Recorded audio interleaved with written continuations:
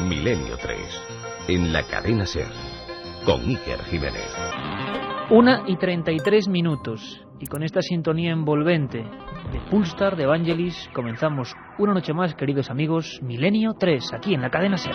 Estamos aquí en nuestra casa, en penumbra, como siempre, y menudo equipo en la técnica, con Juanma Frasquet y con Javi Rodríguez, por ahí los dos, entre mandos, pantallas y documentos, como siempre. Y a mi lado, Carmen Porter. Buenas madrugadas. Iker. Qué bien se está aquí, ¿verdad? Sí, como en casa, no se está en ningún sitio. Oye, tenemos yo creo que un menú que a todos los amigos que estén ahora hasta dudando de en qué punto del día al quedarse, bueno, creo que va a ser muy, muy, muy elocuente. Porque hay de todo. Podríamos llamar a este programa, nos decían los compañeros ahí fuera, en la pecera, los compañeros de deportes, nos decían, oye, ¿de qué voy el tema de Milenio? Bueno, pues casi sorpresa o casi lo anunciamos. En el verano pasan muchas cosas, y no todas son serpientes de verano. Calamares gigantes sí que hay, pero hay muchas más cosas. Han pasado en 7 días infinidad de sucesos, y vais a conocerlos a fondo. Os lo adelantamos muy brevemente. Viajaremos a Cantabria. El pasado martes algo ha sobrevolado esos cielos. Cientos o quizá miles de testigos, los periódicos, los informativos, un meteoro, basura espacial, un objeto trapezoidal con luces, un caza que ha perseguido estos objetos según algunos testigos. ¿Qué ha ocurrido en Cantabria hace tan solo unos días? Después pondremos el punto de mira ni más ni menos que en Moscú, Carmen. Pues sí, que hasta allí nos iremos para ver las últimas noticias de lo que ha pasado en Tunguska, en la taiga siberiana. Al parecer se han encontrado restos de una supuesta nave extraterrestre. Ni más ni menos, y no lo decimos nosotros, lo dice la ciencia. Un grupo relativo a la investigación científica de la antigua Academia de Ciencias Rusas afirma que barras de extraños materiales y cráteres se han encontrado en el lugar donde algo estalló. Dicen que fue la mayor explosión de todos los tiempos. Lo curioso es que ocurrió en el año 1908. Y después, ni más ni menos que de Moscú trazaremos una línea no recta, sino de vuelta, hacia Málaga. ¿Os suena la palabra cortijo jurado? ¿Os suena la historia de un caserón con supuestas muertes? ¿Os suenan algunas psicofonías que dicen nombres? Nuevos hallazgos. Hablaremos con José Manuel Frías, nuestro compañero allí, que se ha metido por las entrañas, por fin, de ese lugar maldito. Y no lejos de Málaga, Carmen, en esta ruta que hoy inicia Milenio 3, iremos a parar a las Islas Afortunadas. Efectivamente, Iker, porque en los últimos días se han capturado 2 especies de calamar gigante. 2 calamares gigantes, uno de 1 metro aproximadamente y otro de 8 metros y 83 kilos. Conoceremos algo más de esa fauna que antes era leyenda y hoy realidad, y nos sumergiremos con científicos en el agua de las Islas Canarias. Para terminar, preparaos y ataros fuerte los machos, porque iremos a Chile y a Brasil. Solo os digo una cosa, en un lado, extraños seres, en el otro, nuevas víctimas del misterio. Nos lo trae Pablo Villarrubia, el último aventurero. Nuevos muertos por casos OVNI en Brasil. Milenio 3, con Iker Jiménez, en la cadena SER. Bueno, y ahora atentos todos, porque en Cantabria ha ocurrido algo excepcional.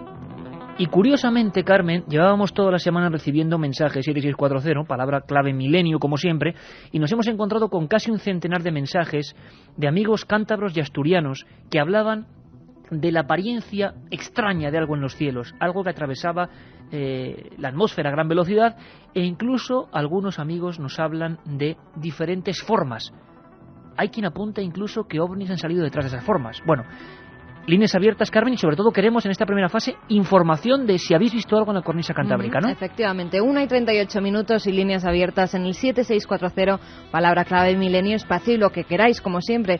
Como decías bien, Iker, hemos recibido muchos mails y muchos mensajes a ese 7640 en el que nos decían, sobre todo por la zona norte de España, desde San Sebastián, Bilbao, algunos de los correos hablaban desde esas zonas, que han visto algo extraño. Noche del martes. Noche del martes al miércoles. En esa noche, al parecer, algunos hablan de una especie de fenómeno meteorológico y otros hablan de objetos que se desplazaban haciendo extraños movimientos. Estamos hablando ya conexión con nuestro compañero Mariano Fernández Urresti, pero antes tenemos que escuchar testimonios, voces, documentos, lo que vosotros estáis viendo, gente como cualquiera de nosotros.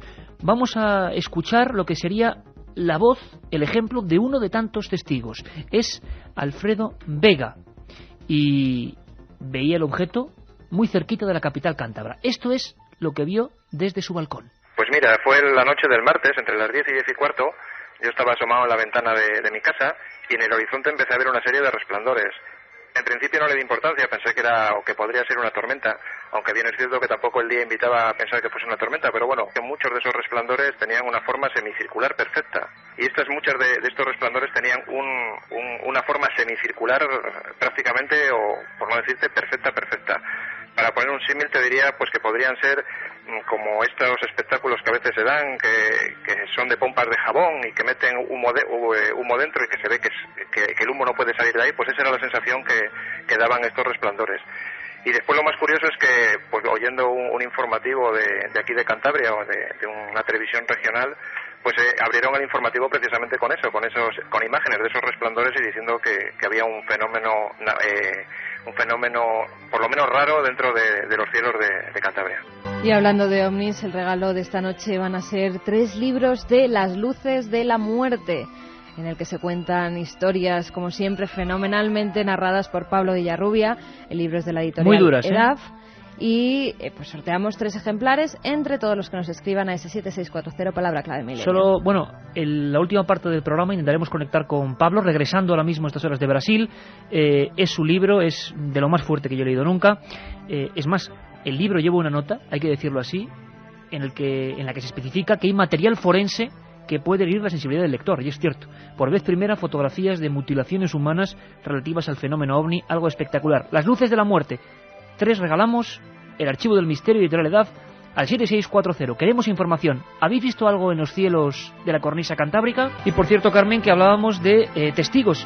Y este testigo, el señor Vega, nos hablaba de una cadena de televisión que había abierto sus informativos con esta noticia, como hacía muchos años que no pasaba. Bueno, pues el director, editor y presentador de sus informativos es el compañero Santiago Rego, Telecabarga, televisión regional de Cantabria.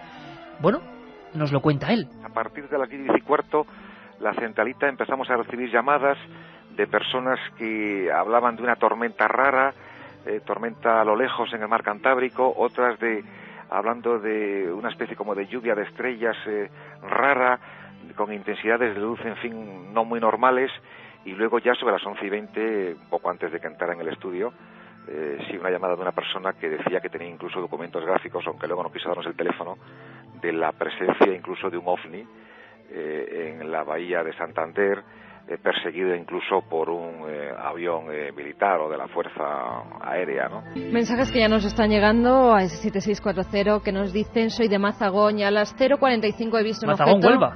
He visto un objeto volador que dejaba una estela rojiza y se movía haciendo círculos y desapareció con la oscuridad de la playa. Concha nos dice: vive en el campo y puedo decir que el cielo está muy activo. Al parecer en los últimos días. Que es cierto. Que es cierto, pero también por la lluvia de estrellas, por... Sí, la lágrima de San Lorenzo. Pero habrá que ver qué diferencia hay entre ese fenómeno astronómico natural y lo que han visto algunos amigos. ¿Tenemos conexión con gente del norte de España? Pero no solo del norte, porque en las islas también nos escriben desde Palma de Mallorca. Nos dicen: ayer mi padre y mi hermana y yo vimos un ovni de colores rojo y verde en Palma de Mallorca. Se vio en Santa Catalina, subía e iba de derecha a izquierda. De momento, el editor y presentador de los informativos de Telecabarga, Santiago Rego, intentó mover ciertos hilos. Desde luego nadie ha podido verificar esa supuesta persecución. Nos parece algo difícil, desde luego, primero de ver que un avión en el cielo es un caza. Eso no es tan sencillo como parece. Y segundo, que perseguía un objeto volante. Bueno, claro, ha habido muchos testigos y puede haber de todo. No se ha podido verificar absolutamente nada.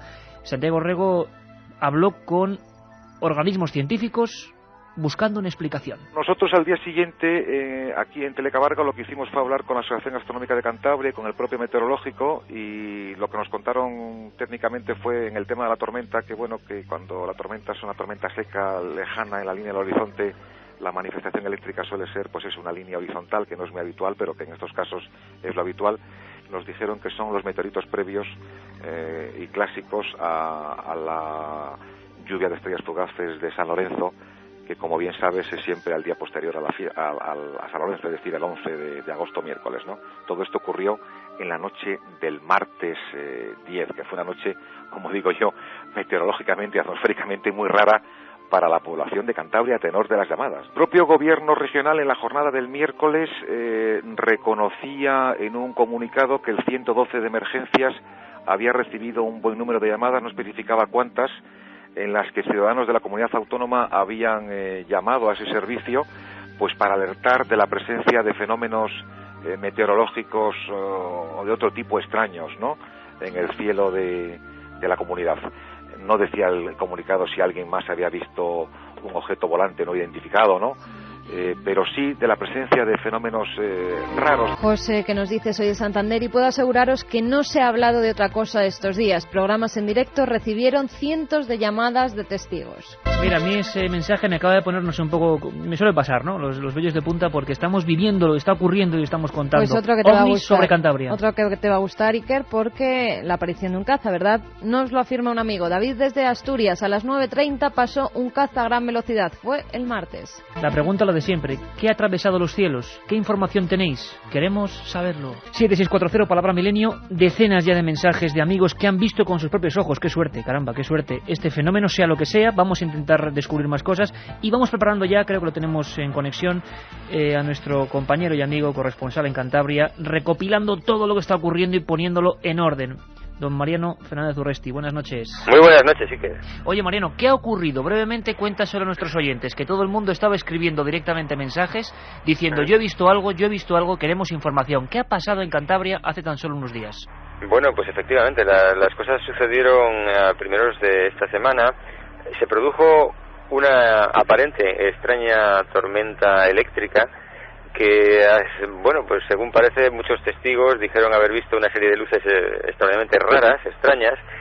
Hay quien ha tratado de tranquilizar pues a la opinión pública diciendo que probablemente pudieron ser meteoritos, tal vez tuvieron que ver con las lágrimas de San Lorenzo, pero sin embargo yo he podido recoger testimonios de algunas personas que dicen haber visto cosas que no responden a esa posible explicación, si quieres, tranquilizadora y lógica. Personas que dicen haber visto objetos de forma trapezoidal con luces verdes, personas que han visto pues algunas luces esféricas realmente extrañas y que, como te digo, no parece que pueda responder a lo que habitualmente podemos considerar pues un meteorito o una estrella fugaz. Oye, Mariano, nosotros hemos ido recibiendo mensajes de gente de diversos puntos de la comunidad que veían más o menos lo mismo, se repetían colores como el verde o el azul. ¿En qué puntos, digamos, tú has localizado dentro del mapa de Cantabria? ¿Desde qué punto se ha visto este fenómeno? Bueno, porque creo que hasta Asturias incluso también se ha visto. Sí, es que ha sido muy curioso, porque, por ejemplo, yo he recogido testimonios de personas que lo han visto en Torrelavega, por ejemplo, a unos 25 kilómetros de Santander, pero también ha habido muchísimas personas, tal vez más, que en la propia capital de Cantabria han sido testigos de este extraño suceso y incluso hacia la zona oriental de la bahía de Santander, hacia Loredo, Somo, Pedreña, también ha sido visto. Es decir, en distintos lugares de la región pues han tenido la fortuna, yo diría que esa es la palabra más acertada, de ser testigos de un hecho realmente insólito y que, bueno, pues ahora que se reverdece otra vez el misterio de Tunguska y todas estas cosas nos vuelven a rejuvenecer a todos, ¿no?, en la posibilidad de que estos misteriosos y escurridizos objetos, si es que realmente se trataba de eso, pues no nos han abandonado. El impacto mediático a nivel regional ha sido tremendo. Ahora comentaremos un poco que tú también has salido en primera plana de los periódicos de allí, cómo se ha enfocado el asunto, con qué diversas directrices. Pero hay una cosa muy importante, siempre que hay un macroavistamiento de lo que sea, la gente ve cosas distintas, bien sea por su posición, por sus creencias, pero tú podrías hacernos o describirnos el retrato tipo de lo que se vio, el objeto tipo que se vio, el que tú crees que es más importante, el testimonio más veraz. Yo te hablaría de lo que yo he podido recoger, ¿no? Tampoco conozco con certeza todas las posibles descripciones de los posibles fenómenos que hubo, pero sin duda este que te he comentado antes, de un objeto de forma trapezoidal, con unas luces verdes en los extremos, en los vértices, no me parece a mí que responda a la descripción posible de un meteorito. El otro testimonio, el que te he dicho antes, de una persona para mí de total fiabilidad, que dice haber visto esferas luminosas, unas cuantas, pues tampoco parece responder al meteorito clásico. Es más, en alguna televisión local, en Telecabarga, aquí en Cantabria, se hizo referencia a que algún avión había perseguido alguna de estas esferas luminosas. Esta es una información que posteriormente no se siguió, no se contrastó, pero que sí que se emitió. ¿Tú crees que podemos hablar de centenares de testigos sin temor a equivocarnos? Sí, sin duda, yo creo que eso sí. Otra cosa es que, como siempre en estos casos sucede, Iker, esos centenares de testigos se atrevan a decir públicamente que lo son. Claro. Porque generalmente no son bien tratados por los medios de comunicación, tú bien lo sabes. Afortunadamente hay programas como este tuyo que dignifican estos misterios, pero no es tristemente nada más que una excepción, ¿no? Entonces mucha gente tiene miedo a decir lo que ha visto y a contarlo públicamente aún más. Precisamente, Mariano, tú que eres un puntal informativo en Cantabria de todos estos asuntos para nuestro programa, para el tuyo, La Torre del Alquimista, en Cadena SER en Torrelavega, y para todos los medios que siempre que ocurre algo allí te preguntan, intentan que tú les des alguna indicación. Por ejemplo, el periódico Alerta te realizaba una extensa entrevista, pero ¿cómo ha sido el tratamiento? Porque enseguida también hay pequeñas guerras, diversas teorías, siempre ocurre, ¿no? Cuando un fenómeno en un sector regional pues convulsiona la vida diaria, siempre hay diferentes teorías. ¿Cómo ha tratado, Mariano, este fenómeno del OVNI de Cantabria, vamos a llamarlo así, la prensa, por ejemplo? Bueno, en el diario Montañés, el periódico de mayor tirada en la región, trató de zanjar o explicar el asunto apelando a la hipótesis del meteorito. Y el tratamiento fue más breve, más fugaz que en el periódico Alerta, donde, bueno, pues como tú has comentado, se ha hecho un seguimiento más extenso, sin que sea decantado por ninguna posibilidad, es decir, sin negar la opción del meteorito. Tampoco han perseverado en la idea de que se trate de un ovni mondo lirondo como nosotros habitualmente lo conocemos, ¿no? Pero se han entregado más, por decirlo de alguna manera, a seguir la noticia en el periódico Alerta. Y luego ha habido otras emisoras, otras cadenas de televisión de la comunidad autónoma, como te he dicho antes, que sí que hicieron al menos una referencia, aparentemente al principio con mucho ímpetu, pero después decayó, la noticia no se siguió y en los siguientes informativos pues tampoco tuvo presencia. Lo que podemos hacer, Mariano, si le parece, como tenemos un instrumento que es valiosísimo y que toda esta semana nos estaba dando, tintineando, ¿no?, con alerta especial de que algo estaba ocurriendo en Cantabria, y hemos recibido decenas ya de mensajes de gente que ha sido testigo, es hacer un llamamiento, y si alguien tiene algún documento gráfico de este fenómeno, por supuesto que nos lo envíen, nosotros te lo remitiremos y seguiremos la investigación, que yo creo que esta manera interactiva de que los testigos puedan ser parte viva del fenómeno es realmente interesante. Por último, Mariano, dentro de poquillo nos vemos por allí, ¿no?, por las tierras cántabras, y sería bonito recordar grandes misterios de esa zona, que vaya si hay, ¿no?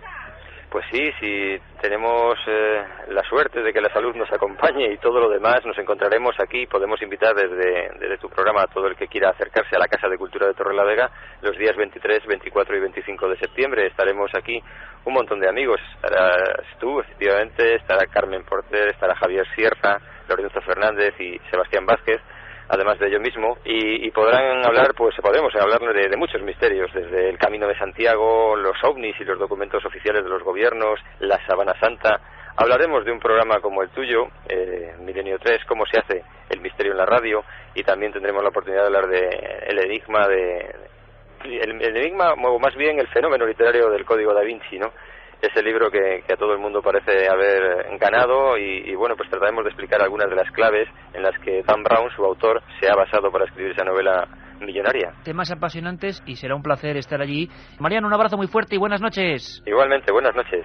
Pues sí que hay muchos mensajes que nos están llegando, sobre todo de la zona norte de España. Estamos alucinados en Cantabria. Yo lo vi aparecer, parecían perlas azuladas en el cielo. Aclaradnos qué es, por favor. En Gijón se vio perfecto pasar por encima del mar, nos dice otro amigo. También por Cantabria no, pero por el Aljarafe sevillano el miércoles a las 06:45 de la mañana vi un objeto triangular transparente con 6 puntos luminosos. Pues también pondremos a nuestros corresponsales de la zona de Sevilla, José Manuel García Bautista, pues a ver si han visto más testigos este extraño objeto triangular y transparente con 6 puntos luminosos. Seguimos recopilando información, Carmen. Si te parece, vamos con la noticia sin duda de la semana. La agencia EFE ha reproducido en toda España y en toda Hispanoamérica, portadas de periódicos, algo ha ocurrido en Tunguska. Haremos un programa solo sobre Tunguska. Tunguska, año 1908, la mayor explosión de todos los tiempos. Nadie sabe todavía qué es. Se supone que era un meteorito, no se encontraron restos, millones de árboles, en el mismo sentido, extendidos por una fuerza. Durante 3 días se pudo leer el periódico en el norte de Europa por la luz que quedó en suspensión en toda la región. Algo que sigue siendo uno de los mayores enigmas de la historia. Hasta 30 años después del año 8, prácticamente no hubo, hasta 20 años después, expediciones al lugar. Ahora, el bombazo ocurre en Moscú. Un equipo de científicos afirma que han encontrado maquinarios, ingenios, naves extraterrestres, lo dicen ellos, nosotros no. Conectamos directamente con Moscú a estas horas. Rodrigo Fernández. El famoso meteorito de Tunguska, que cayó en Siberia el 30 de junio de 1908 y produjo una explosión equivalente a 500 bombas atómicas como la de Hiroshima y arrasó más de 2.000 kilómetros cuadrados de bosques, en realidad era una nave extraterrestre. Así por lo menos lo afirma Yuri Lavin, presidente de la Fundación Fenómeno Espacial Tunguska, quien encabezó una expedición hacia la región donde hace 96 años se produjo la catástrofe ecológica. La explosión de 1908 ha alentado más de 30 hipótesis, entre las que destacan, por su originalidad, la de los partidarios de que se trató de un ovni, que fue un meteorito pero compuesto de antimateria, y la que postula que fue un agujero negro que atravesó la Tierra. Lavin está convencido que todo se debió a una nave extraterrestre, que además nos salvó al desviar un cuerpo celeste que se dirigía a la Tierra. Lavin afirma ahora haber descubierto pruebas que confirman su teoría, y en la zona explorada la expedición dice haber hallado cráteres de hasta medio kilómetro de profundidad y haber detectado fenómenos anormales. El corresponsal de la cadena SER, Rodrigo Fernández, en Moscú. La última hora está ocurriendo, está pasando y lo estamos contando. Tunguska, año 1908, 30 de junio. Algo que convulsionó al planeta Tierra. Algo que recuerdan con voces en un reportaje excepcional de hace muchos años, más de 30 años, de la BBC, los supervivientes de esas regiones, las más inhóspitas de la antigua zona de Vanavara, en Siberia. Todavía da impacto escuchar la voz de aquellos campesinos. Ellos estuvieron a punto de morir por aquella cosa que explotó. Allí estaba Uchav Kansmernov.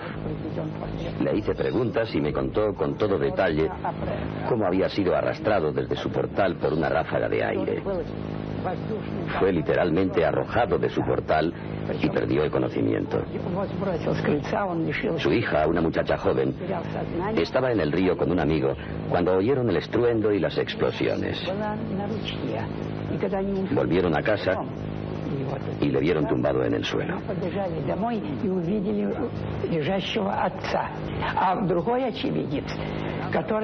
Otro testigo estaba detrás de su cabaña clavando algo con un martillo. La cabaña estaba entre él y el lugar de donde vino la onda expansiva. Sin embargo, sintió cómo le quemaban las orejas igual que si las hubiese metido en un baño de agua hirviendo. Le ardían las orejas. Se las protegió con las manos y se metió dentro de la cabaña. Luego todo había terminado. Con la fuerza de 500 bombas de Hiroshima, año 1908, la mayor explosión y la más enigmática de toda la historia. El director en aquella época de la Academia de Ciencias Rusa, Alexander Zolotov, hablaba incluso de ingenios. Lo escuchamos. La explosión de Tunguska tuvo lugar en el aire. Para este tipo de explosiones hay solo dos posibilidades. O proceden de una fuente interna de energía, o la energía está causada por el movimiento. Yo creo que fue una explosión nuclear de un objeto fabricado artificialmente.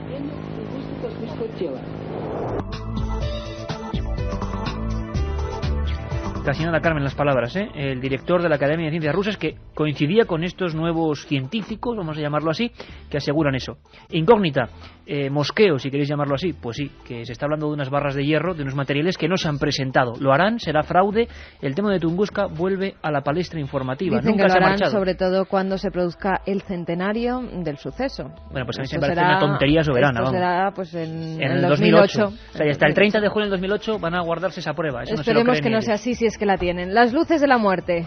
Lo sorteamos en ese 7640, palabra clave Milenio Espacio, y lo que queráis, líneas abiertas. Y seguimos recopilando información. Por cierto, Juanma Frasquet ya está preparando, y así es como es él, las músicas de terror, ¿eh? Vamos a Cortijo Jurado. Prepararos porque es muy fuerte. Lleva mucho tiempo siendo noticia. El propio José Manuel Frías, al que le debemos, yo creo, que el conocimiento popular de este misterio, de este lugar, afirmaba en algunos de sus últimos escritos, por ejemplo en Límites de la Realidad, su portal en internet, su revista virtual, afirmaba, y además lo hemos leído con mucha atención, que a raíz del programa de Milenio 3 en vivo, en el que estuvo él mismo, estuvo Francisco Contreras, estuvo Luis Moreno Fernández, peinando ese lugar que se ha convertido en la última gran casa encantada, pues ha habido un antes y un después. Antes y después en el que incluso hay que entonar cierta mirada crítica. porque sabemos incluso que jóvenes, además, oyentes de Milenio 3, a los que le mandamos un saludo grandísimo y un abrazo muy fuerte y nos escuchan, pues han tenido hasta accidentes, cayendo en túneles, en pozos. Es un lugar muy inestable, es un lugar en ruina. Sin embargo, la fuerza de ese programa, y los que vinieron después, Televisión Española, Canal Sur, un sinfín de medios, fuimos allí, porque algo estaba ocurriendo. Cortijo Jurado. Y ahora José Manuel Frías nos sale con una nueva investigación. Nunca dejamos nada, ningún cabo suelto. Hace unos meses nos lo contaba en los micrófonos y decía: túneles, habrá que seguir indagando. La leyenda de túneles donde pasaba casi de todo. La leyenda de túneles donde se hablaba incluso de viejos osarios. La leyenda de túneles que hablaba de extrañas muertes. Seguimos, por cierto, Carmen, con líneas abiertas, porque ahora puede que haya gente que también no solo quiera opinar de los fenómenos OVNI en el norte de España, sino de Cortijo Jurado, porque es un tema que ha causado mucha polémica, ¿no?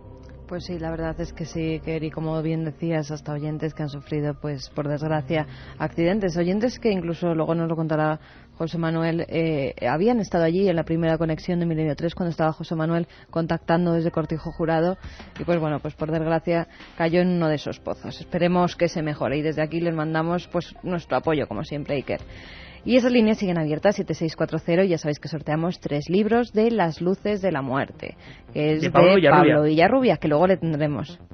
Por cierto, una casa, para quien no lo sepa, que yo creo que del mundo del misterio y quien nos siga, todo el mundo lo sabe, a un puñado de kilómetros de Málaga, en un altozano, muchas ventanas, decoraciones con mucho gusto para la época, y una historia siniestra. Se habla de apariciones, se habla de extrañas mujeres, se habla de muertes, incluso de personas desangradas, se habla de todo. ¿Qué hay de verdad, qué hay de mito, qué ha incorporado la propia leyenda popular? Lo que tenemos como prueba física, como prueba por lo menos para sobrecogernos, son, por ejemplo, psicofonías, grabaciones de origen desconocido. Una de ellas precisamente decía un nombre que tiene mucho que ver con lo que vamos a contar esta noche. Un nombre que parece siempre presente en la historia o los supuestos crímenes de Cortijo Jurado. Un nombre que es Antonio. Y un investigador llamado Antonio, precisamente, tuvo la suerte, la fortuna o desgracia, nunca se sabe porque es impactante, de grabar una de las psicofonías, lo decimos aquí siempre, más fuertes, más duras que yo he escuchado por la claridad, por el lamento. Si te parece, Juanma, vamos a recordar esa psicofonía obtenida en las investigaciones primigenias de Cortijo Jurado. Una voz que dice Antonio.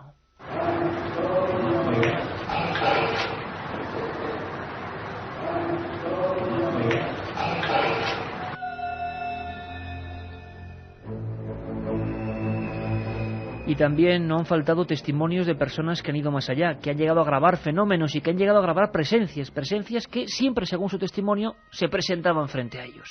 Uno de los testimonios era, y nos lo contaba desde allí en vivo, el de Jonathan Blanca. Allí veo a una mujer mayor y está como mirándonos, está observándonos. El caso es que yo también veía a esa mujer, pero cuando empezamos a grabar con la videocámara, por la videocámara no se veía nada. Y cuando nosotros seguíamos mirando, estaba allí la mujer mayor. Entonces, esto fue a pie de la casa, a pie de la colina, y cuando subimos a medio monte, apareció como otra silueta de un hombre muy delgada, más alta que esta mujer mayor, que se metió hacia adentro, y empezó a decirnos que no. Esto fue antes de empezar a grabar. Estaba como apoyado en una barandilla, y cuando mi amigo iba a empezar de nuevo a grabar con la videocámara, empezó la silueta a decir que no con la cabeza, a moverla de un lado hacia otro. Entonces nosotros ya vinimos hacia abajo, y cuando estábamos abajo volvimos a grabar para ver si es verdad o era una alucinación de esta que... miedo en común, vaya. Pero ¿cuál fue nuestra sorpresa? Que después la videocámara, al ver de nuevo la cinta, no se ve nada en esa zona que nosotros estamos mirando, sí en un piso superior, en la fachada de la derecha, la ventana de la derecha. Se ve como una sombra que se asoma y después se vuelve a esconder, se vuelve a meter dentro de la habitación. Y más adelante se escuchan 3 gritos, o sea, 3 gritos aterradores de una mujer, y el más aterrador de ellos fue el último, que se escucha con más claridad.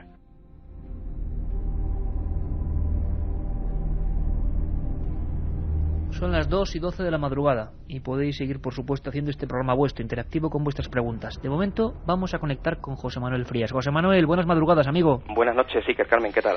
Pues estamos, pues muy impactados con tu investigación, hay que decirlo así. Gracias a tus primeras indagaciones hemos podido conocer este tema.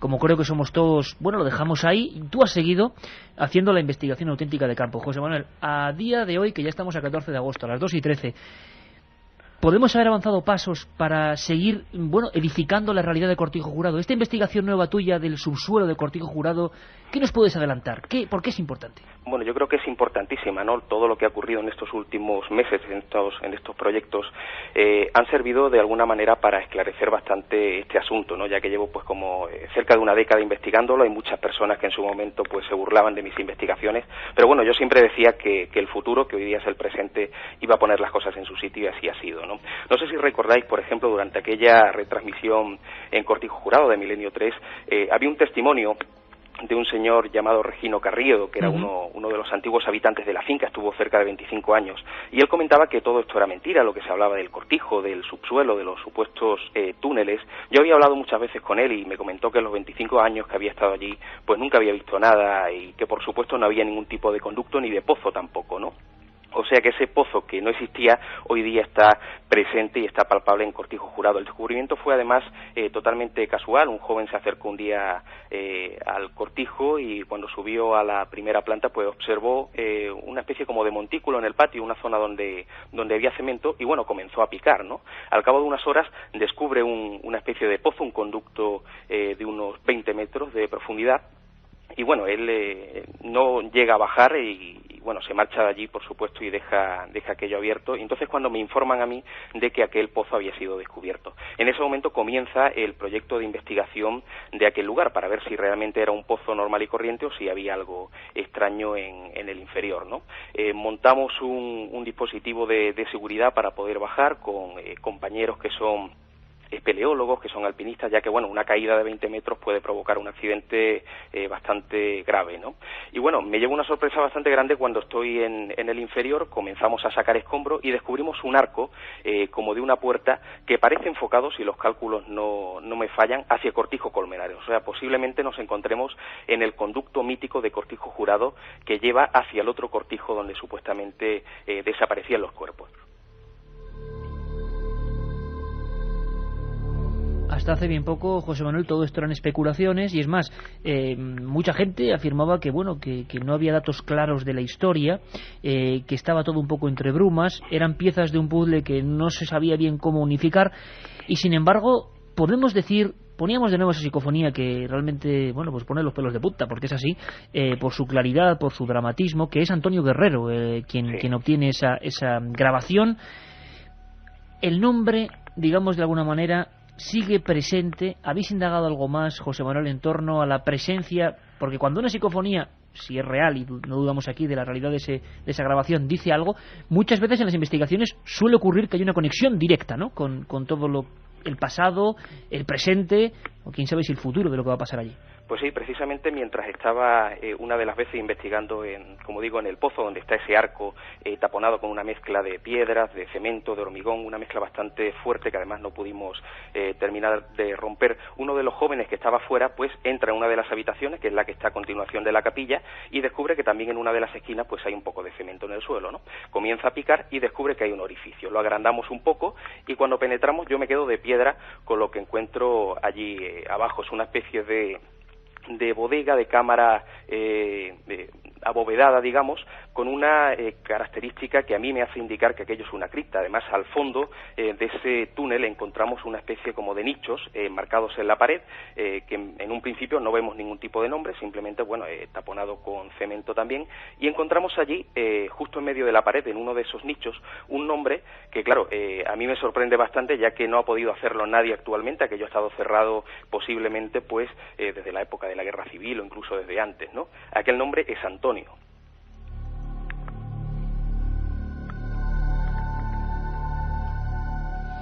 El mismo nombre que se grita en esa psicofonía. Y la investigación histórica que tú has realizado con los más ancianos del lugar, cotejando archivos, cotejando legajos, ¿Hay algún Antonio, digamos, que tiene una preponderancia o algún interés especial en lo que es el recorrido por esta casa tan rara, tan sintomática para muchos, ¿no? Tan mal vista por varias generaciones de malagueños? ¿Hay algún Antonio importante dentro de toda esta historia? Oficialmente no consta ningún nombre, pero sí es cierto que entre la gente más mayor corre el rumor, y también a través de documentalistas y de historiadores malagueños, de que podía haber sido algún hijo bastardo de esta alta burguesía malagueña de aquella época, ¿no? De finales del siglo XIX.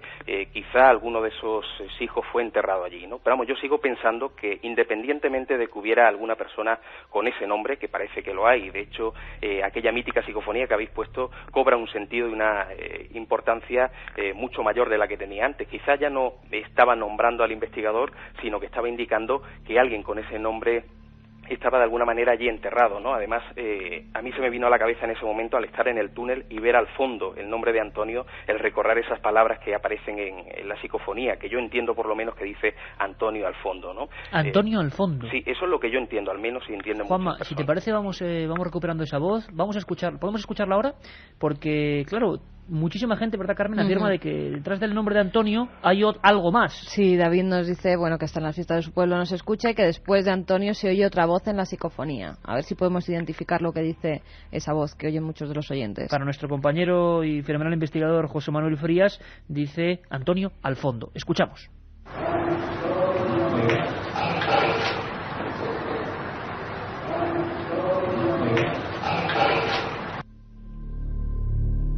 Desde luego que algo se escucha, yo no lo sé muy bien porque hay como unos golpes, unos chasquidos en ese momento de la intervención. A partir de ahora la investigación puede cobrar nuevos rumbos. Carmen, ¿queréis apuntar algo?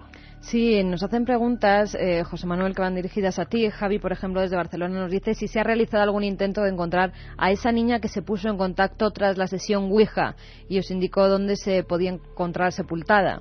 Bueno, podíamos, si te parece, José Manuel, muy brevemente comentar esto de la sesión Ouija para quien no haya seguido esas investigaciones. ¿Qué es esa sesión Ouija y qué información salía? Bueno, en esa sesión que se realizó hace ya algunos meses, pues aparecía una niña, el supuesto ente de una niña que decía haber sido asesinada en aquella época en la que se sitúan esos crímenes, ¿no? Y comentaba que estaba enterrada en un lugar del patio específico a 4 metros de profundidad, ¿no? Entonces preguntamos cuál era el sitio para intentar pues verificar si aquello era cierto, y nos dijo que nos daría una señal, aparecía la palabra en el tablero, señal, ¿no? Y entonces, bueno, cuando salimos de una de las habitaciones de la primera planta y pasamos por el pasillo que lleva a las escaleras, vimos en el patio, muchas personas fueron testigos de una luz blanquecina que se situó sobre la zona donde está el pozo, ¿no? Y eso es cierto que tiene importancia con el descubrimiento actual, ya que en ese pozo y en esa cripta, o supuesta cripta que hemos descubierto, digamos que la cripta va enfocada hacia el pozo. O sea, si rompiéramos la pared donde están la zona de los nichos, llegaría al pozo. Yo sospecho de que hay entre la cripta y el pozo una segunda cámara oculta donde puede estar escondido algún tipo de resto óseo, ¿no? En aquel momento me preguntaba la gente, bueno, ¿cómo puede ser que una niña esté enterrada a 4 metros si supuestamente el túnel principal debería de estar a 20 metros bajo suelo para pasar bajo la carretera, ¿no? Pero bueno, después de descubrir una cripta y una supuesta segunda cripta que podría estar allí, evidentemente sí cobra una cierta veracidad la posibilidad de que esté enterrada a 2, a 3 o a 4 metros.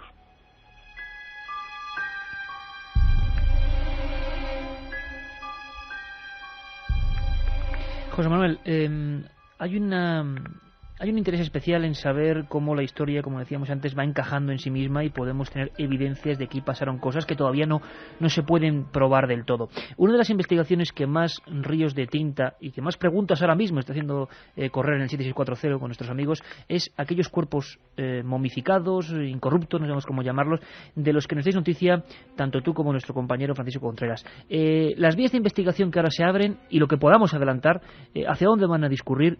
¿Y sobre esos cuerpos se ha podido indagar algo nuevo?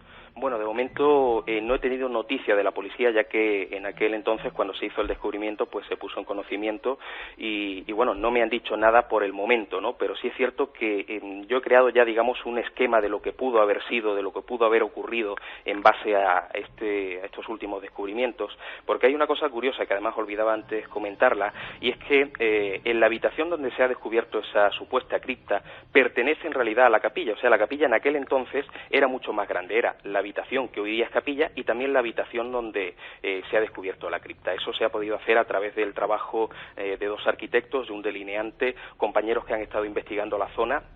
Y bueno, podemos descubrir ciertas cosas como el hecho de que la habitación donde está la cripta, pues aparece en una de las paredes 2 arcos de ventana y un arco de una puerta, al igual que en la pared de la capilla. También la ventana es muy alta y sube hasta la planta superior. O sea, eso era también capilla en aquel entonces, pero en algún momento de la historia se cierra, ¿no? Con lo cual, si esos crímenes se cometían en la capilla, era más lógico que realmente el acceso hacia el túnel estuviera allí mismo, ¿no? Entonces el esquema sería ese: se cometían los crímenes en la misma capilla, se metían los cuerpos en aquella cripta y desde ahí tenían acceso al pozo principal. En el pozo además encontramos en todo lo que es el perímetro y según vamos bajando una serie de zonas taponadas con cemento a distintos niveles, lo que me hace sospechar que hay bodegas ocultas no solamente en distintos lugares de Cortijo Jurado, sino también a distintas profundidades.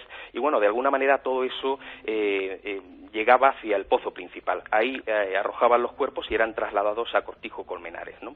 El lugar en el cual pudieron estar enterrados en tierra boca abajo, o fueron cuerpos que fueron también ahorcados, ya que aparecen en esas imágenes impactantes totalmente de puntillas. Aparecen cuerpos también abiertos en canal, características como de una chica embarazada. Casi todas ellas parecen tener aproximadamente pues unos entre 15 y 18 años, es lo que comentan algunos médicos anatomistas.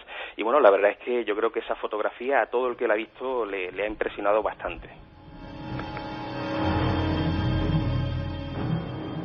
José Manuel, has hablado antes del pozo y fíjate, hay muchos amigos como Parsifal desde Alcañiz o Esther desde Cáceres, nos dicen que no escuchan Antonio al fondo, sino que escuchan Antonio al pozo. Bueno, ¿podría tener algún sentido? Podría ser otra opción. Hombre, podría ser, por supuesto, y hay personas que escuchan otro nombre, escuchan Antonio Alfonso o Antonio Alcalde, o sea, cada uno, digamos que escucha una cosa diferente, ¿no? Pero mira, también José Manuel, otro amigo nos apunta, mi madre estuvo trabajando en el otro cortijo y me decía que el cortijo que trabajaba había un túnel y pasaba de un cortijo a otro y el último dueño al parecer los tapó. O sea que gente de generaciones muy próximas, de generaciones más antiguas de malagueños, sabían perfectamente eso de las comunicaciones internas, ¿no?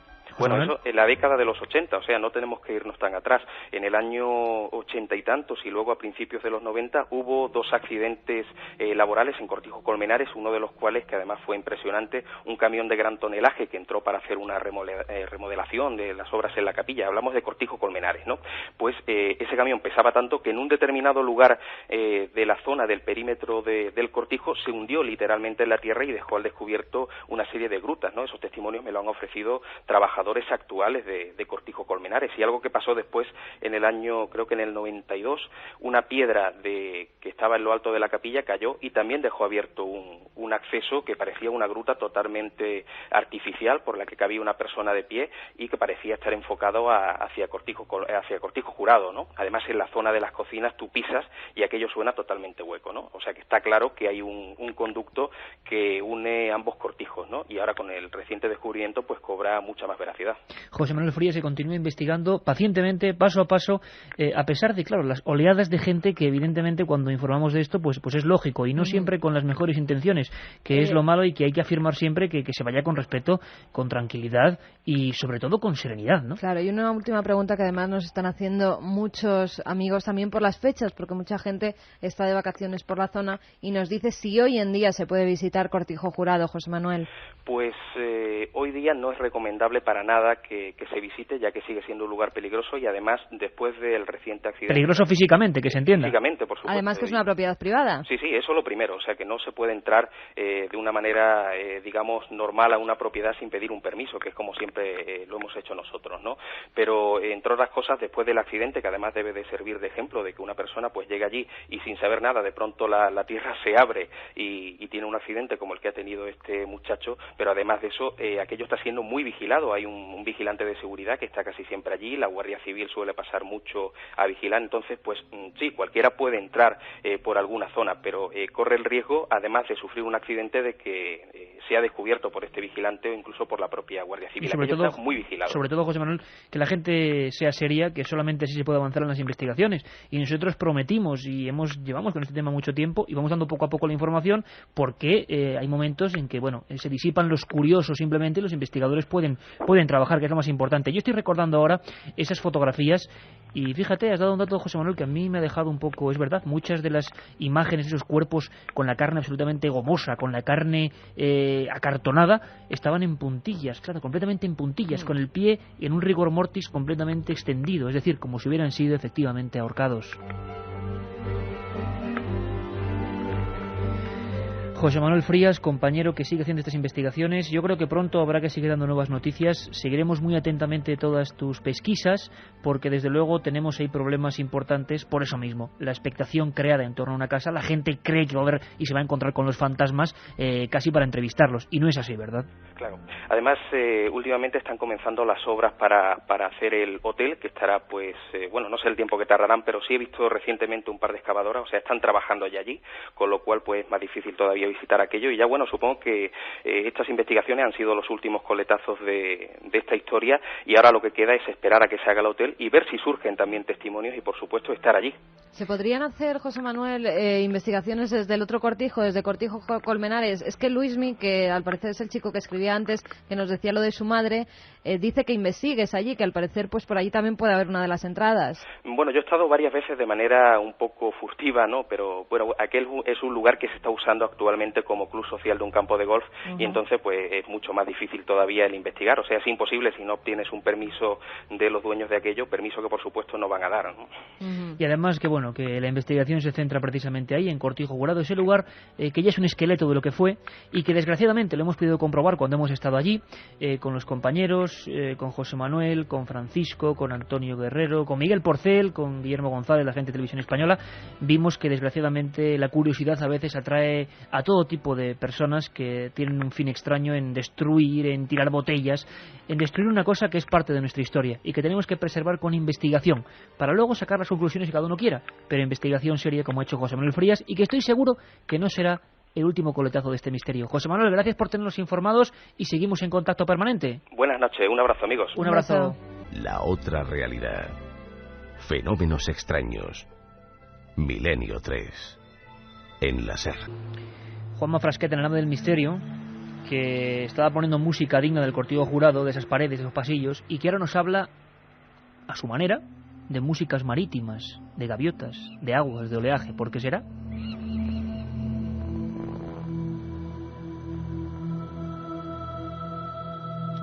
La noticia ha ocurrido en Canarias. 2 hallazgos impresionantes, 2 kraken, 2 animales míticos. Cuando Julio Verne hablaba de ellos, escribía de ellos en obras como 20.000 leguas de viaje submarino, aquel bicho gigantesco que atacaba el Nautilus del Capitán Nemo, le llamaron mente calenturienta. Hoy nadie puede dudarlo. Los kraken, los calamares gigantes, que pueden llegar a medir 20 metros, llegan día a día casi a nuestras propias costas. Cuando son las 2:31, queremos recordar un momento importante, histórico, para este programa. Hace 2 años nos embarcábamos en la única investigación española científica con el CSIC, Consejo Superior de Investigaciones Científicas, y el Museo de Ciencias Naturales de Madrid y el CEPESMA, para transmitiros lo que era la búsqueda del kraken. Por primera vez en nuestra historia, unas cámaras se metían a cientos de metros de profundidad buscando lo que todos los exploradores del mundo buscan, la imagen más anhelada, el kraken, el calamar gigante, en su hábitat. Nunca se ha logrado filmar. Allí estaban los micrófonos de la cadena SER, a ras de agua.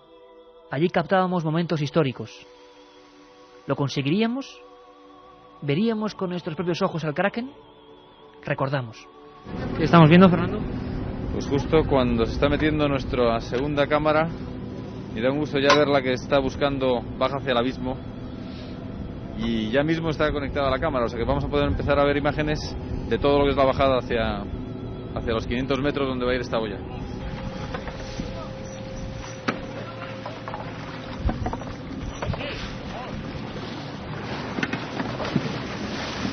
La cámara metiéndose hacia el abismo. Sonidos del agua, sonidos del Cantábrico. Estábamos en la fosa de Carrandi, el lugar donde neozelandeses, australianos, americanos, ingleses, los que de alguna manera persiguen el Kraken a lo largo del mundo y tienen sus disputas, casi como si fuera una copa de vela, ¿no?, en ver quién llega antes a este premio, este trofeo que es filmarlo en vivo, pues decían que el lugar mejor de todo el planeta Tierra es este caladero abisal de Carrandi, donde una especie de fosa nos lleva hasta ese lugar oscuro donde viven casi monstruos reales. A mí cuando me preguntan, ¿existen los extraterrestres?, digo, en el cielo no lo sé, pero desde luego allá abajo sí.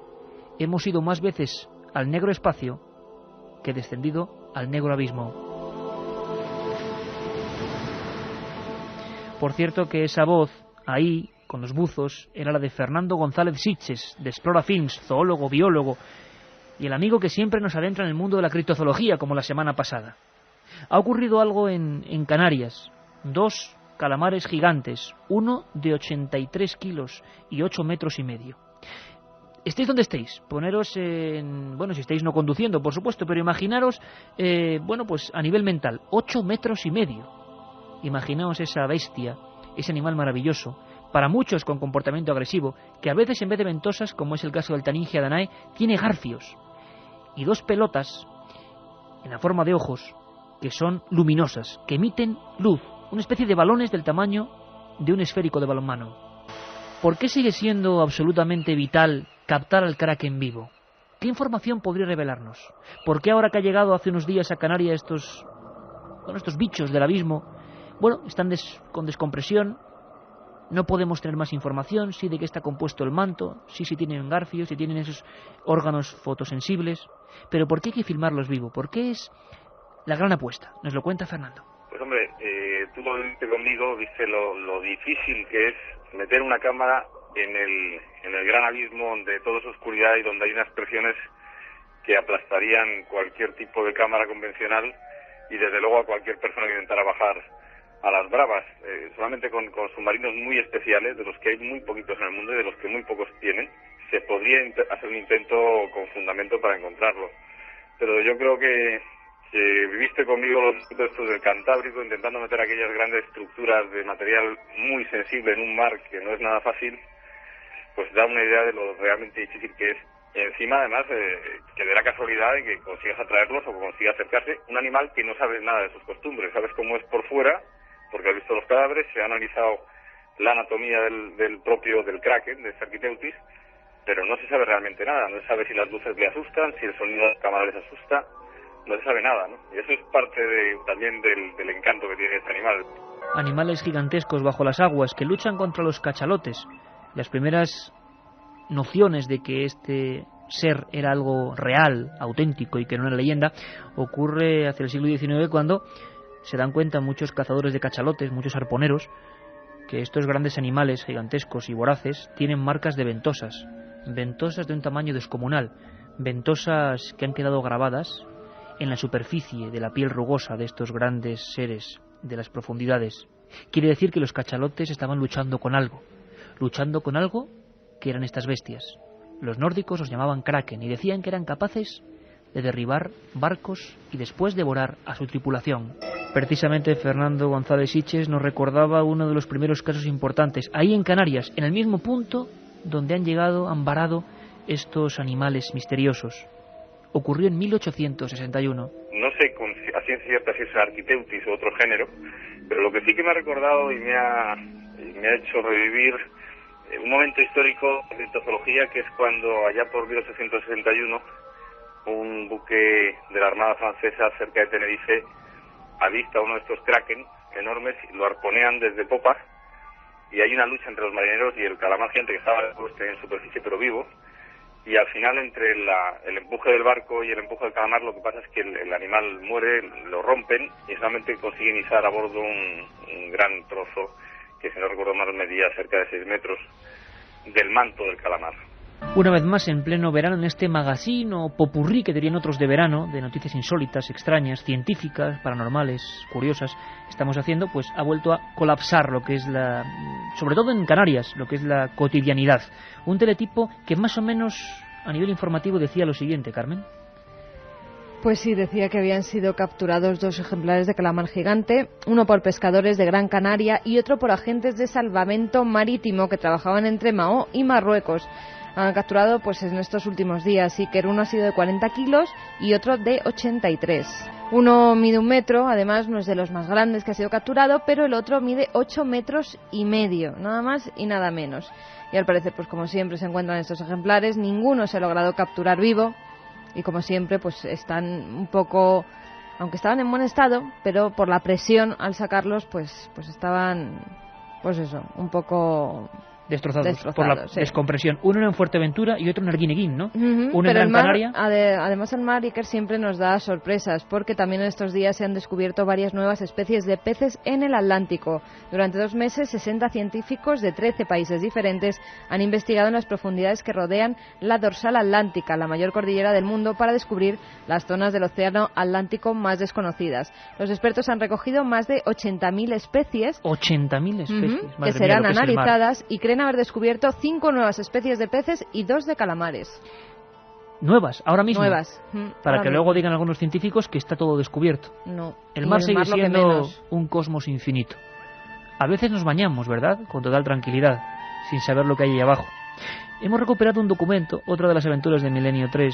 Estábamos en ese barco buscando al Kraken, y uno de los buzos, Luis Laria del CEPESMA, enamorado de lo que es la criptozoología marina, era un hombre que a mí me asustaba mucho, en el buen sentido, porque es un gran amigo, pero cuando me mostraba los catálogos de tiburones en España, yo me quedaba francamente aterrado. Y sé que no es el mejor momento ahora en agosto hablar de esto, pero claro, es conocimiento. En nuestros mares y en nuestras aguas, claro que hay tiburones de todo tipo, y otros animales más extraños, que desgraciadamente o afortunadamente solo conocen quienes, bueno, escrutan esos catálogos amplísimos.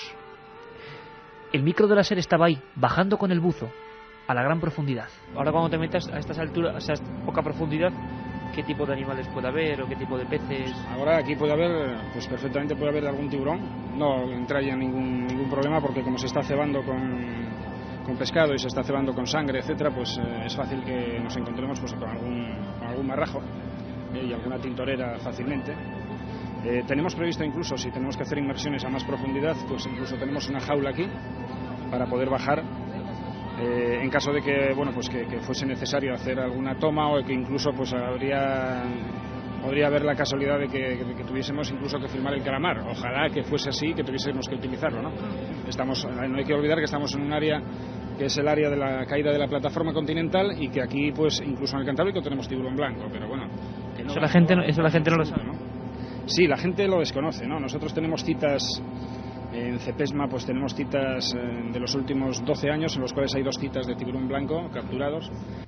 Y mensajes que también nos llegan al 67640. Ya sabéis que sorteamos esta noche Las luces de la muerte, de Pablo Villarrubia. De verdad, un libro escalofriante. Voy a recuperar ahora mismo, fíjate, estoy tan emocionado con este libro que voy a recuperar una historia, una de las que a mí más miedo me ha dado, la historia de Rivalino Mafra, ¿eh? La contamos ahora. Vale. Ana de Getafe nos dice: hemos estado en Luarca y vimos los kraken, son alucinantes. Pues sí, además el museo ese que tiene Luis Laria allí, que es una verdadera maravilla. Él era el director del museo, el que estaba hablando aquí. Yo vi en Ortigueira en julio un calamar en la playa, muerto, y era como de 2 metros. Tengo fotos, os escucho siempre. Nos dice, pues si tienes fotos que nos las envíe también. ¿Sí? Hay una dirección de correo, milenio3 con número @cadenaser.com, para que nos mandáis lo que queráis. También nos dicen: buenas madrugadas, un gran saludo a todos y enhorabuena por el programa. Enviamos robots a Marte y no somos capaces de sumergirnos unos cientos de metros. Pues sí, y es absolutamente real, porque el mar no está hecho para nosotros. Por algo los antiguos tenían miedo, por algo los antiguos, cuando hacían los viejos mapamundis, en las zonas de los mares tenebrosos, ponían aquellos monstruos, ¿verdad? Y otra amiga que nos dice, María de las Palmas, que ella lo que imagina es un bocata enorme de 83 kilos de calamar y mayonesa. Pero Mari, pues te tenemos que dar una noticia muy mala, porque estos calamares no se pueden comer porque son venenosos debido a la cantidad de amoníaco que tienen en su cuerpo. Exacto, es como si le fluyese por toda esa piel maravillosa. Así que Mari, a los calamares pequeñitos de siempre. Sí, nos preguntaban si pudimos ver el Kraken, y lo que ocurrió, Carmen, ¿qué fue en aquella expedición? No pudimos filmarlo, eso es cierto. No pudimos filmarlo. Tuvimos la absoluta fortuna, y pudimos contarlo, de ver el abismo en España, de meter cámaras y ver esas criaturas que hay por allá abajo. Pero, ¿cuándo nos encontramos con el Kraken? Pues en pleno mareo, porque hay que decirlo que tuvimos un mareo en todo el barco que no veas. El Cantábrico, cuando se pone bravo, pues en esa época estaba. Y en pleno mareo nos llaman desde el barco, que además estábamos viendo a pocos metros en el mar, y nos dicen que acaban de capturar un calamar gigante. Pues claro, como iba a ser de otra forma, cogimos lancha y nos fuimos hasta allí a ver qué habían capturado. Y sí, ahí justo es cuando pudimos comprobar que era un calamar gigante. Acabamos la conexión de ese barco dando con el micrófono de la SER en pleno calamar. Yo creo que es la única vez que un micrófono de la SER ha tocado un calamar gigante. Y sí, lo pudimos ver allí. Luego se lo llevaron al barco científico donde estaba. Y era el único macho, si no recuerdo mal, del mundo de la serie Architeutis, de la raza Architeutis. Ahí estábamos y ¿algún día lo filmaremos vivo? Bueno, pues ojalá. Aunque sea por el empeño de esos románticos, de gente como el Doctor Guerra, como Luis Laria, como Fernando González, como José Manuel Novoa, aventureros del siglo XXI, aventureros que se dejan la vida para que sepamos más. Seguimos hablando de criptozoología de alguna manera, porque en Chile tenemos teletipo de última hora. Hablaremos con nuestro compañero Cristian Rifo de todo lo que está ocurriendo, pero las noticias han copado Internet, han copado periódicos en Chile. Muy brevemente, Carmen, ¿qué ha pasado? Tiene que ver un poco con animales extraños también, ¿no? Pues sí, que en estos primeros días de agosto fueron avistados en la región chilena de Iquique unos extraños seres que los testigos describieron como similares a dinosaurios, pero de menor tamaño y con una fisionomía parecida a la de los canguros. Darío Riquelme y Hernando Cuevas, que es funcionario del Ejército, se encontraban en su coche hacia las 10 de la noche del día 4 de agosto, cuando vieron dos extrañas figuras en la carretera. Según afirmaron, eran igual que un dinosaurio, de 2 patas y grandes muslos. Su color era grisáceo y no tenían pelo. Medían unos 2 metros, uno de ellos, y el otro era un poco más pequeño. Daban grandes zancadas y cuando fueron alcanzados por las luces del vehículo, salieron corriendo a gran velocidad. 5 días más tarde, 3 jóvenes, Danilo Fuentes, su hermana Valesca y Paola Astorga, que iban en su vehículo por la misma zona, fueron atacados por los animales.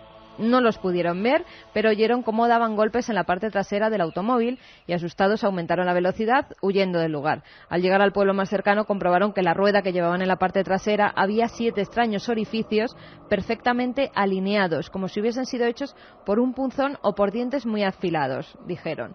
Según Ricardo Aranciba, estos animales podrían ser avestruces que se escaparon de un criadero de la zona hace un par de meses. El biólogo Ronnie Peredo apoyó esta hipótesis y precisó que estas aves pueden medir cerca de 2 metros de altura, dar grandes saltos y alcanzar velocidades de entre 72 y 96 kilómetros por hora. Además, comen de todo, desde insectos hasta ramas, frutas, todo lo que encuentren. Y lo más probable es que se hayan acercado a la carretera para alimentarse. Pero los testigos, al parecer, con estas declaraciones del biólogo, pues se han enfadado un poco y dicen que lo que ellos vieron no eran avestruces, que ellos conocen perfectamente las avestruces y que eso no era. Tanto Riquelme como Cuevas aseguraron que conocen perfectamente estos animales y que lo que vieron no tiene nada que ver con avestruces. Pinta no tenían, desde luego. No. Una avestruz con mucho hambre, ¿quién lo sabe? La otra realidad. Milenio 3. En la SER. Estamos a punto de conectar con nuestro compañero Pablo Villarrubia. Él es el último aventurero y ha hecho ese libro que hoy sorteamos. Acaba de salir, Las luces de la muerte, cuando el enigma ovni mata. Caso sobre todo de América, de Brasil. Ahora nos va a contar Pablo, que está regresando de las selvas brasileñas, pero yo, de su libro, lo que más me ha impactado es una pequeña historia que os voy a contar muy brevemente, en apenas un minuto. Es una escena más que una historia. Vosotros tendréis que leerla. En el libro de Pablo me encontré una cosa que llevaba persiguiendo mucho tiempo. Es la foto de una casa. La foto de una casa y de un viejo tirachinas. Una zona pobre, Duas Pontes, en Minas Gerais. Una favela prácticamente donde convivía la familia de Rivalino Mafra da Silva. Un hombre que era un guarimpeiro, que se ganaba la vida con piedras preciosas. Una noche desapareció. Delante de varios vecinos, unas esferas de luz lo envolvieron. Él mismo iba rezando hacia aquellas luces. La policía investigó durante años. Asatearon a sus hijos, a Raimundo Mafra da Silva, de 13 años, que hizo más de 17 declaraciones, siempre repitiendo lo mismo, exactamente igual. Unas luces habían bajado y su padre, 20 de agosto de 1962, había sido absorbido por el aire. Por vez primera yo ahora veía esa casa y ese tirachinas que el propio hijo pequeño disparó contra qué. Al parecer la noche anterior había pasado algo que la policía supo tiempo después. Imaginaos una favela. Imaginaos la noche, imaginaos esta hora. Imaginaos que los objetos, los pequeños enseres de barro o de loza empiezan a moverse y que una luz, un resplandor aparece en el patio trasero. Y que cuando el padre, ya rezando del miedo ¿a qué?, junto con sus hijos se asoma, surge una especie de enano, según dijeron en el parte de la policía. Un hombre con un capirote, bajo, encorvado, estaba escondiéndose dentro del patio. Lo que sabemos es que una voz desagradable, según el hijo de Rivalino Mafra, dijo: ese parece Rivalino, vamos a matarle. Pero nadie mató a Rivalino, simplemente llegó el día y desapareció. Esta historia y muchas más en el libro de Pablo, y vamos a saludarle porque creo que tiene noticias que contarnos. Hablaremos mucho de este libro, Las luces de la muerte, regalamos 3 hoy. Pablo Yarrubia Mauso, no sé dónde te encuentras, buenas noches. Muy buenas noches, amigo Iker, regresando de Brasil. Regresando como siempre de buscar y de encontrar a veces los misterios. Oye Pablo, el 25J conectábamos contigo y nos adelantabas desde la propia selva brasileña que estabas encontrándote, como siempre que tú te adentras por esos lares, cosas alucinantes, increíbles. Sin duda, bueno, el estado de Mato Grosso, donde yo me encontraba cuando me llamaste para el exitoso programa, ¿no?, de la alerta OVNI de aquella noche, ¿no? Además, había un dato curioso porque también un grupo ufológico de aquella región organizó una alerta OVNI en aquella misma noche. No sé si creo que os comenté durante la transmisión, ¿no? Y fuimos a una montaña en la Serra do Roncador. O sea, la Sierra Roncador es un mítico lugar de Mato Grosso, en el corazón de Brasil, en la selva amazónica, donde desapareció el coronel Fawcett, Percy Fawcett, un coronel inglés, en 1925 buscando una ciudad perdida, que él consideraba una ciudad atlante. Pues en este entorno natural, fantástico, por la noche subimos para hacer también una observación celeste. Vimos, digamos, una lucecita que podría ser algo, digamos, pero en esa noche no llegamos a ver nada extraordinario. De todas formas, esa región del Mato Grosso es muy conocida, principalmente por los indígenas, los chavantes, los belicosos chavantes, que allí habitan hasta hoy. Ellos nos hablan de las misteriosas luces que incluso han matado y han perseguido a indígenas. Claro que las últimas muertes ocurrieron ya hace más de 50 años, según me contaron algunos elementos. Pero me vuelves a hablar, Pablo, de las luces de la muerte, entonces. Exactamente, vuelvo a hablar en esa región. Ellos hablan del Boitatá también, que es una entidad, digamos, fantasmal, una especie de luz en forma de serpiente a veces, otras veces en forma de esfera, es una esfera de fuego que acosa a los indígenas, ¿no? Y esto todos, como vuelvo a repetir, sobre esta Sierra de Roncador, que lleva ese nombre, Roncador, porque cuentan las leyendas que la tierra roncaba en tiempos pasados. Lógicamente, bueno, extrañamente, esa región no es zona telúrica, no hay, digamos, placas tectónicas que estén ahí confrontándose en esta zona. No hay una explicación, digamos, desde el punto de vista geológico para estos ruidos, ¿no?, casi atronantes, ¿no?, que proceden del interior de la Tierra, según hablan ellos. Hablan de los dioses, hablan de extrañas entidades que habitan el interior de la Tierra. Es ahí también que se hablan de mundos subterráneos. Hay una famosa entidad, bueno, una organización en Brasil llamada Eubiosis, que construyeron un templo en Nova Chavantina, que es un pueblo que también está situado a orillas del río de las Muertes, muy cerca de la Sierra Roncador. Pues esta comunidad esotérica, ellos, en función también de las leyendas indígenas, hablan de la existencia de túneles muy largos que atraviesan toda la Sierra Roncador, y también de grandes oquedades que estarían habitadas por seres, digamos, superiores. Ellos hablan también de entidades que vinieron de otros lugares, de otros mundos, ¿no?, debajo de la tierra. Y era estos lugares por donde estuvo este coronel Fawcett, un gran místico, una persona que buscaba a los descendientes de Atlántida en aquella región perdida del Mato Grosso. Oye, Pablo, entonces podemos decir, y ahora hablaremos porque queríamos simplemente saber cómo te encontrabas después de estas largas travesías de investigación, podemos hablar de nuevos mártires de la ufología, o mártires de los ovnis, o mártires del misterio.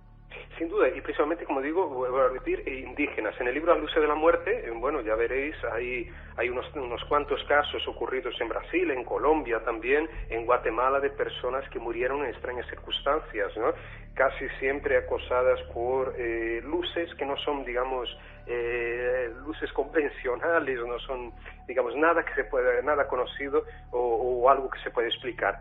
De la misma manera, parece que hubo algún tipo de incidente o varios incidentes con esas características allí. Pero lo más extraño, Iker, es que también pudimos registrar un nuevo caso de una presunta muerte en condiciones muy, muy extrañas de una mujer en el pueblo de Santa Isabel, muy cerca de la ciudad de San Paulo, y esto hace tan solo 3 años. Y es verdaderamente espeluznante. La mujer, la señora que falleció, la entidad o lo que fuera que la atacó, parece que la escalpeló, la arrancó una parte de la cara, ¿no? Dejando expuesta, digamos, toda, digamos, lo que es el cráneo, ¿no? Y de forma quirúrgica, ¿no? Fue, digamos, hecho un trabajo quirúrgico ahí. Y esta mujer, bueno, falleció, no se sabe exactamente cómo ocurrió la muerte, pero también ocurre en circunstancias misteriosas, tal como la muerte del caso Guarapiranga o de la presa Billings, que también está mencionado en La Luz de la Muerte, de una persona horriblemente mutilada. Hay ejemplos de lo que ocurre, digamos, con el ganado o con animales en ataques de los misteriosos chupacabras. Por vez primera, Pablo, en ese libro tuyo que recomendamos, por supuesto, y del que haremos un programa, si te parece, largo, tendido y caso a caso, y con documentos escalofriantes, se descubren mitos, se descubren también leyendas y se descubren realidades, y sobre todo es la primera vez, creo que en un libro de misterio hay que poner, además adecuadamente, una nota de que hay material forense que puede herir la sensibilidad, material muy duro al que tú has accedido, de mutilaciones humanas. Sería la primera vez casi que estamos viendo estos fenómenos, ¿no? Exactamente. Bueno, de todas formas, Iker, y yo creo que hay pocas personas que hemos investigado eso, entre las que te incluye a ti mismo, ¿no? Como también investigando casos ocurridos en España, y estamos hablando de casos muy antiguos, ¿no? De principios del siglo XX, en la región de las Urdes. Sabes muy bien que lo que aparentemente serían lucubraciones, invenciones, acaban siendo hechos realmente contundentes, ¿no? Y con presencias digamos, de un factor exógeno, externo, que no podemos identificar todavía, ¿no? Esta es la cuestión. Y la verdad es que estos casos son muy impactantes, primero porque involucran la muerte de seres humanos, ¿no? Y segundo por la duda, la incógnita que nos mantiene en vilo en relación a quién fue o qué fue que produjo esas muertes, ¿no? En circunstancias tan extrañas, ¿no? Podemos plantearnos extraterrestres, fenómenos naturales desconocidos, luces inteligentes también podemos llamarlas. La verdad es que son casos que nos intrigan, tanto a ti como a mí. Sabemos que, claro, el misterio nos atrae. Y bueno, nosotros ofrecemos de forma periodística, con datos, con documentos, como has dicho, ¿no? Ese tipo de información. Espero que también a través del libro investigadores del misterio, forenses, especialistas realmente puedan también ayudarnos a descubrir algo más sobre estas extrañas muertes, ¿no, Iker? Pues por supuesto, Pablo Villarrubia, que regresa de merecido descanso después de recorrerse las zonas más inhóspitas de Brasil, de traer un material que ya nos informa nuevos casos de muertes humanas relacionadas con el misterio, alucinante, y que nos lo contará todo aquí, porque además haremos esa presentación, vamos a llamarlo así, virtual, eso sí, escalofriante, de ese trabajo periodístico de primera magnitud de nuestro compañero Pablo Villarrubia, ese Luces de la Muerte y ese material forense que francamente, por un lado atrae, porque está ahí el misterio, está el fenómeno, están las fotografías, no son yo he visto, tú has dicho, no, están las fotografías, y por otro lado también espanta un poco. Pablo Villarrubia, te esperamos aquí dentro de muy poco, compañero. Muy bien, Iker, y mucho éxito al programa, que ya lo tiene, y incluso con el Alerta OVNI, que fue fantástico, seguido por mucha gente, incluso ahí en Brasil que estuvimos, ¿no? Un abrazo muy fuerte, compañero. Un fuerte abrazo también. Mensajes que nos seguían llegando a ese 7640, palabra clave milenio, como el de David de Zaragoza, que dice que volviendo ayer de vacaciones de Tarragona, a la altura de Lérida, vimos un objeto semicircular en el cielo. Dice que se asustaron mucho. Bueno, igual que decía nuestro testigo, el primer testigo, el señor Vega, desde Santander, ¿no? Que salió en todas las portadas de los periódicos allí en los informativos. Vigilantes de la zona de Palos a Mazagón, aquí se están viendo luces rojas muy raras. Mazagón, el mismo sitio donde escribían antes, ¿no? En la provincia de Huelva. Otro amigo que nos apunta, lo de los aviones de Asturias es por seguridad. Acordaros de que los príncipes están allí. Pues claro, también puede ser. Claro, y es que es muy interesante tener todas las... Lo lógico es a donde hay que tender, ¿no? Mira qué interesante, Iker. La asociación AIRE, que une a profesionales de la aviación en España, ha solicitado una interpelación en el Parlamento Estatal acerca de los ovnis del 2 de julio, nos dice Luis. El 2 de junio se referirán, sí, sobre todo. Entonces, yo creo que habrá que hablar con ellos, ¿eh? Una interpelación parlamentaria. Sería la siguiente después de que Enrique Mújica la hiciera en el año 1980 con el tema de Manises. Hola, soy Iván de Cartagena. Yo vivo en una ciudad marítima y lo que siento es que nos estamos cargando ese querido desconocido, que es el mar. Sí, sobre todo en algunas zonas, ¿eh? En algunas zonas donde las fábricas están, bueno, una de las teorías que existen sobre algunos animales del abismo que están surgiendo a la superficie en los últimos años es por un ecosistema totalmente destrozado. Bueno, es una teoría, ojalá no sea la cierta. Fran nos dice, ¿cómo? ¿Tiburones blancos en el Cantábrico? Bueno, pues ahí teníais, no en cualquiera, teníais al director del CEPESMA, del Museo de Ciencias Naturales, a Luis Laria, que nos hablaba metiéndose en el agua y hablando de las citas de no solo tiburón blanco, tiburón mitsicurina, tiburón... Bueno, no asustes a la gente que está de vacaciones en Sí, las playas nada. y Bueno, en la orilla estos son no pasa nada. a mucha profundidad. Eso. Y muy lejos. Vamos, Iker, si quieres, con los 3 ganadores Venga. de ese libro, Las luces de la muerte, de Pablo Villarrubia, de la editorial EDAF, del Archivo del Misterio. Uno de ellos va para Paquita de Oviedo, que nos dice: yo vi ese objeto, al principio creí que era la tormenta, pero luego vi un objeto que cambiaba de color. Faustino en Málaga: de todos es conocido que en Cortijo Jurado pasaban cosas muy extrañas, se hablaba incluso de desaparición de chicas de la zona. Y ese último libro va para Pablo, que nos dice: yo vi esos calamares en una exposición de Biarritz, y también tenían peces del abismo y eran alucinantes. Pues sí, un lugar maravilloso. Por cierto, el domingo de 3 a 4, Ciudad Juárez, desde allí con documentos impresionantes. Os lo recomendamos. Un abrazo.